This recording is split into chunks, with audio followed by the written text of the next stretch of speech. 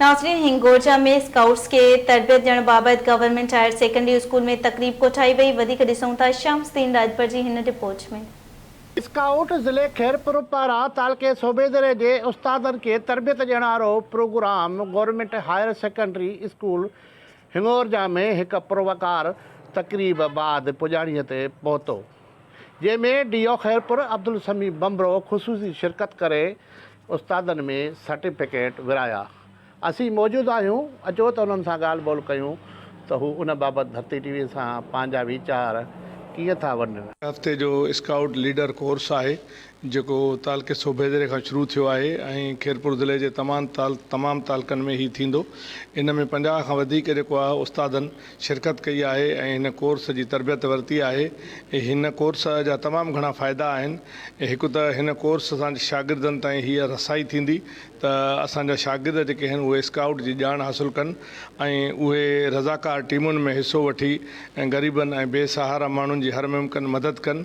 ऐं उनजे लाइ असां स्कूलनि में हिकिड़ा पेट्रोल यूनिट बि ठाहिण वञूं पिया ऐं उहे बि ठहंदा, जंहिंसां जेको आहे सो शागिर्दनि खे वधीक ॼाण मिलंदी।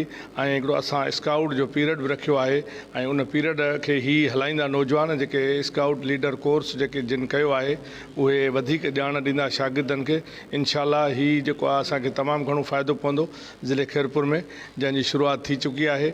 7 डेज़ जी असांजी ये आउटडोर एक्टिविटीज़ जी ट्रेनिंग आहे, यानी प्रैक्टिकली वर्क हिते असांजा उस्ताद साहिबान ईंदा आहिनि। असांजो सिलेबस आहे, सिलेबस असांजी 4 डेवलपमेंट्स आहिनि सर, जंहिंमें रूहानी नशोनुमा, जिस्मानी नशोनुमा, उन्हनि जी सलाहियतुनि खे उजागर करणु, फिज़िकली जेको आहे उनजी जिस्मानी नशोनुमा, इन्हनि ते ई असांजो जेको आहे पंहिंजो कोर्स डिज़ाइन थियल आहे।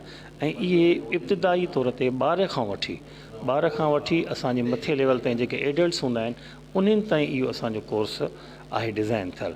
असां जेके बि कोर्स फॉर्म कया आहिनि उन में असां सहकार हूंदो। हीउ कोर्स असांजे वर्दी डिस्ट्रिक्ट एजुकेशन ऑफिसर साईं अब्दुल समी बमरे साहब जिन जे हिदायतुनि ते स्टार्ट कयोसीं। असां पूरे ज़िले जे 8 तालुकनि में हिन कोर्स खे कंडक्ट करे रहिया आहियूं। 7 ॾींहंनि जी स्काउट कैंप रखी वई टीचर्स ट्रेनिंग प्रोग्राम जे हवाले सां। उन में मुख़्तलिफ़ सेगमेंट ते लेक्चर थिया, हेल्थ एंड हाइजीन ते थियो ऐं जेको आहे एमरजेंसी ते थियो त जीअं असां एमरजेंसीअ में जेको आहे उहो ॿिए जी मदद कीअं करे सघूं। उन सां गॾु जेके एंटी नार्कोटिक्स ते लेक्चर थिया त जीअं असां मुआशिरे खे नशे खां पाक हिकु पाकिस्तान बणाए सघूं।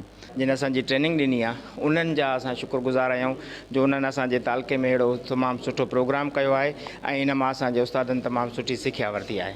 कैमरामैन हसनैन राजपर सां गॾु शमीसदीन राजपर, धरती टीवी, हिंगोरजा।